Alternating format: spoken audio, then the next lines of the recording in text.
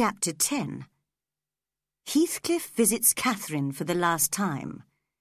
1784.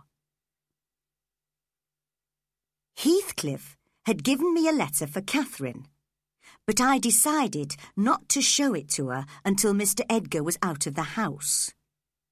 My chance came 4 days after my visit to Wuthering Heights. As it was a Sunday, Mr. Edgar and all the servants went to church, leaving me alone to look after Catherine. She was sitting downstairs by an open window, enjoying the spring sunshine. Her appearance had changed since her illness, but there was a strange beauty in her pale face. She did not read or sew any more, but used to sit there silently, staring into the distance. Her eyes seemed fixed on something far away, something beyond normal sight. I showed her the letter, but she looked confused and could not seem to understand it, so I had to explain. "It's from Mr. Heathcliff," I said gently. "He's in the garden and wants to see you. What shall I tell him?" She said nothing, but bent forward in a chair to listen. We both heard someone coming through the hall. Heathcliff had realised the house was almost empty and had found an open door. Catherine looked eagerly towards the entrance to the room. He appeared, and in 2 steps was by her side. For 5 whole minutes he held her in his arms and kissed her again and again. It gave him great pain to look at her face. He could see, as I could, that she would never recover, that she was certain to die. "Oh, Catherine! Oh, my life! How can I bear it?" he cried. "You and Edgar have broken my heart," said Catherine. "And you both want me to pity you. How strong you are, Heathcliff. You live for years after my death. Will you forget me and be happy with others when I'm in my grave?" "It's wicked of you to say that, Catherine. You know your words will burn forever in my memory after you've left me. You know I could never forget you." "I don't want you to suffer more than I do, Heathcliff. I only want us to be together, always." Heathcliff turned away, his shoulders shaking. "That isn't my Heathcliff," Catherine said to me. "I'll always love my Heathcliff and take him with me. He's in my soul, you see. Oh, Ellen, I do want to escape from this prison. There's a beautiful world waiting for me out there. You feel sorry for me now because I'm ill. Well, very soon I'll feel sorry for you because I'll be beyond you all." Heathcliff turned towards her, his fierce eyes wet. For a moment they looked at each other, and then they were in each other's arms again. No one could have separated them. "How cruel you've been to me, Catherine!" he cried wildly. "You loved me, so why did you marry Edgar Linton? It's all your fault. I haven't broken your heart. You've broken it. And you've broken mine too. Do you think I want to live after you are dead?" I've done wrong. I'm dying for it," sobbed Catherine. "It's your fault too, Heathcliff. You left me, remember?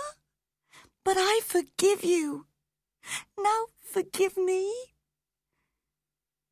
It's hard to forgive when I look at your sad eyes and feel your thin hands. Kiss me again, Catherine. I forgive you for making me suffer. But how can I forgive you for dying? Catherine sobbed quietly, hiding her face in his shoulder, and tears rolled down Heathcliff's dark face. Suddenly, I noticed through the window the servants coming back from church. I was afraid Mr. Edgar would find Heathcliff with Catherine. "My master will be here in a moment," I warned them. "I must go, Catherine," said Heathcliff. "No, no!" she screamed. "Don't go! It's the last time! Edgar won't hurt us! Heathcliff, I'll die if you go!" "All right, my darling, I'll stay.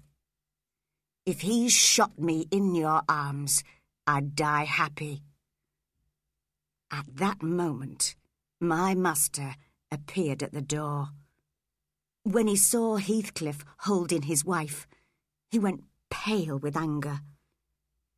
"Here, take care of her first," said Heathcliff, putting Catherine in her husband's arms. "Then speak to me later if you wish." He walked out of the house. Catherine seemed to be unconscious, and Mr. Edgar was so worried about her that he forgot about Heathcliff for the moment. She recovered a little, but did not recognise any of us, and was clearly very ill. We put her to bed immediately, and at 12 o'clock that night, her daughter, Cathy, was born, 2 months early. That's the young lady you saw at Wuthering Heights, Mr. Lockwood. 2 hours later, Catherine died, without calling for Heathcliff or recognising Edgar. My poor master was in the depths of despair. I thought it was very unfortunate that Catherine had only given him a daughter, not a son. Now the Linton fortune would pass to Isabella and her husband after Mr. Edgar's death. Catherine's dead body lay peacefully on her bed. In death, she looked more beautiful than in life. I wondered if she was now beyond us all, as she had said, and hoped that her soul had found a home with God. In the morning, I went to look for Heathcliff. I found him in the Grange garden, where he had been waiting for news all night.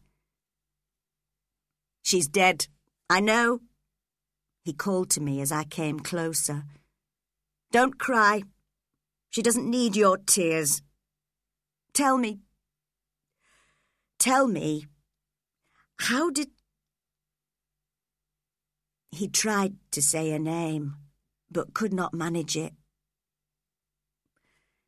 "How did she die?" he said at last, staring fiercely at me. "Don't be sorry for me. I don't want your pity."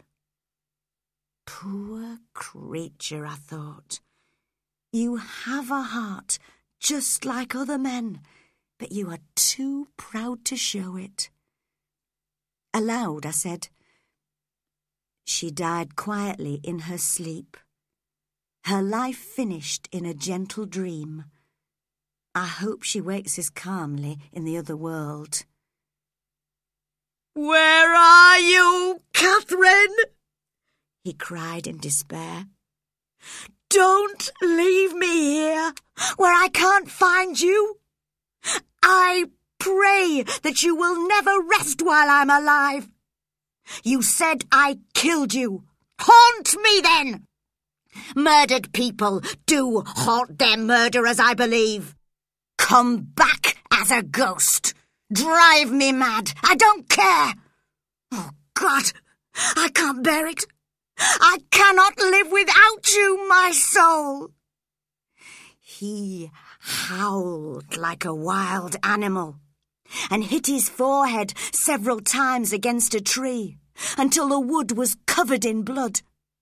I knew I could no longer help him, so I left him.